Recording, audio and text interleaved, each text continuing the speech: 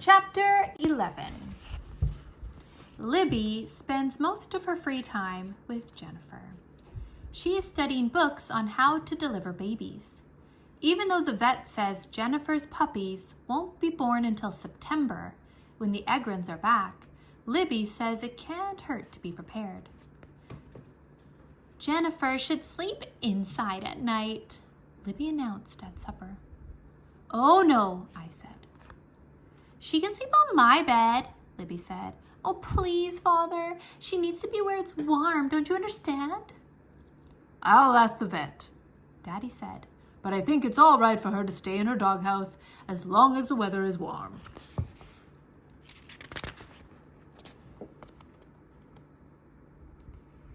If it isn't all right for her to stay out there, I'm leaving, I said. A deal's a deal.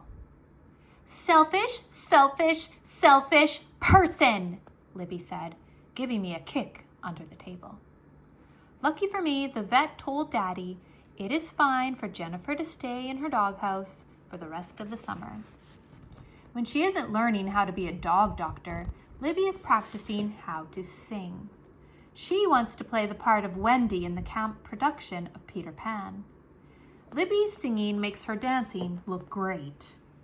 I never knew my sister had such an awful voice. I have to hold my ears when she starts in with her songs. I know she will never get the part of Wendy. Mouse and I are not trying out for parts in the play. We signed up to paint scenery instead. So did Sam Sweeney. He has already painted 4 elephants. Since when are there elephants in Never Never Land? Russ wants to play Captain Hook. But if you ask me, he looks more like Peter Pan. On Tuesday, Libby didn't eat any breakfast. She said she was too nervous about trying out for the play. I just have to be Wendy or I'll die, she told us. On Tuesday night, she didn't eat any supper. That's because she didn't get the part of Wendy. I knew she wouldn't. I didn't think she should be acting so disappointed. She got a very important part in the play. She's going to be Captain Hook. I told her, "You're lucky, Libby. Russ would give anything to be Captain Hook." Well, let him, Libby cried. I don't want to play the part of some disgusting old man. He can't, I said. He's going to be Peter Pan. This news made Libby cry even harder. Daddy told Libby to get into the spirit of the play and accept her part. After all, she could be painting scenery like me and Mouse. The next day, Libby spent hours and hours in the bathroom looking at herself. I know because every time I had to use it, she was in there. So finally, I got tired of knocking and I just walked right in on her. She didn't even yell at me. She just said, I'm so ugly. It's unbelievable. Oh, you're not that bad, I said. How would you know? Libby asked. You look just like me. I do? Of course, she said. Just look in the mirror. I looked. I don't know, Libby, I said. I don't think I look like you. Well, you do, Libby screamed. Just wait until you're 13. You'll be as ugly as me, if not uglier. Oh, I could just cry. You've been crying for 3 days already, I reminded her. Oh, shut up. I went down to the kitchen and told my mother what Libby said.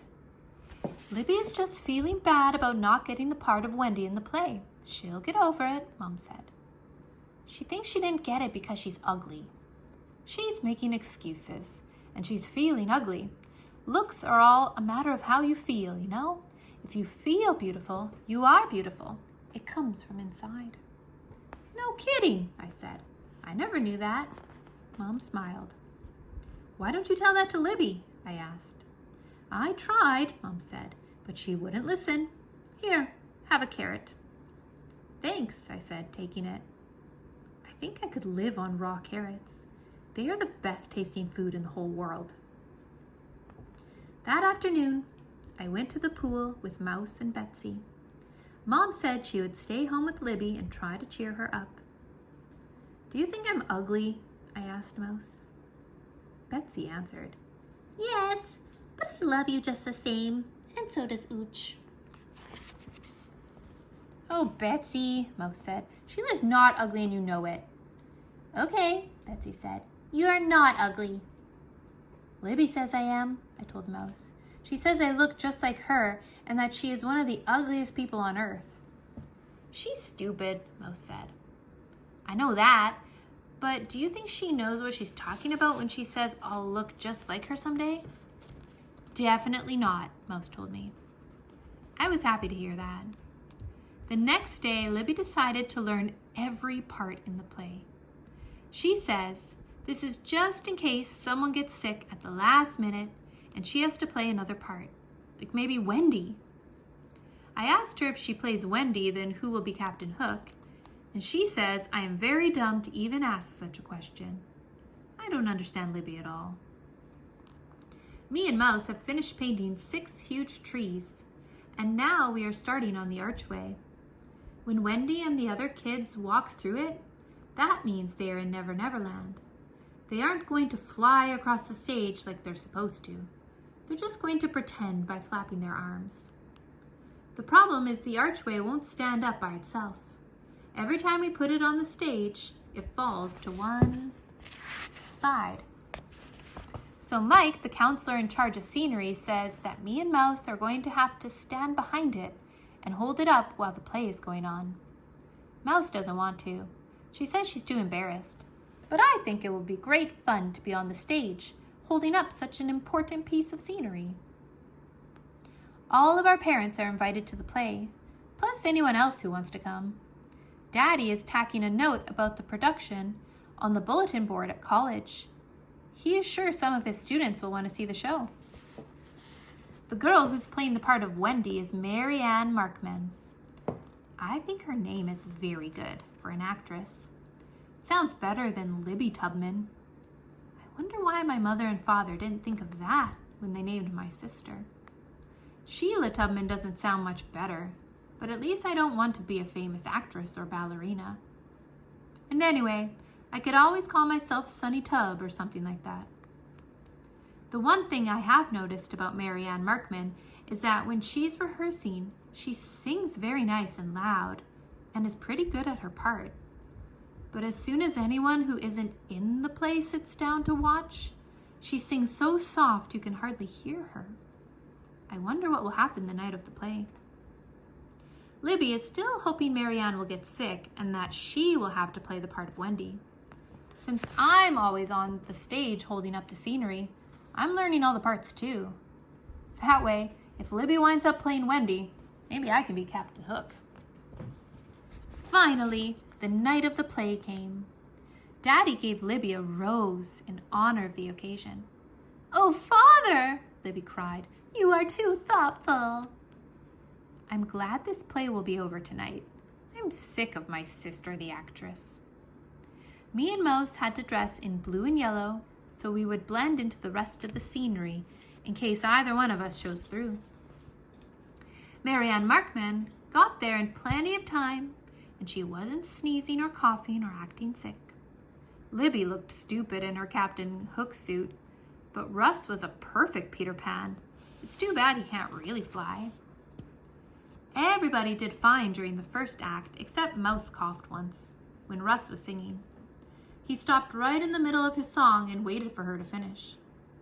Mary Ann's voice was low, but very sweet. When she ran through the archway, she almost knocked me over, but I hung on and the archway stayed up. Libby came on in the middle of the second act. She sang her song very loud, and when she was done, the audience clapped for her. I guess sometimes it is better to sing loud and be heard than to sing very nicely like Mary Ann, who nobody could hear but me and Mouse. Hearing Libby sing so loud seemed to make Mary Ann forget her lines, because she just stood there and didn't say anything. Finally, I whispered her next line to help her remember. When she still didn't say anything, I said her lines for her. I don't know if the audience noticed this or not, because Mary Ann did move her lips. I said her lines for her all during that act. Libby looked over at me once and made a terrible face. But Marianne needed me. What else could I do? Mouse was laughing all this time, and neither one of us remembered about holding up the archway. So the next time Russ ran through it, it fell to the side. But I don't think we ruined the play, like Libby says, because we managed to get it up again in just a few seconds. All in all, I think it was a very successful show, even though Libby says she is never speaking to me again.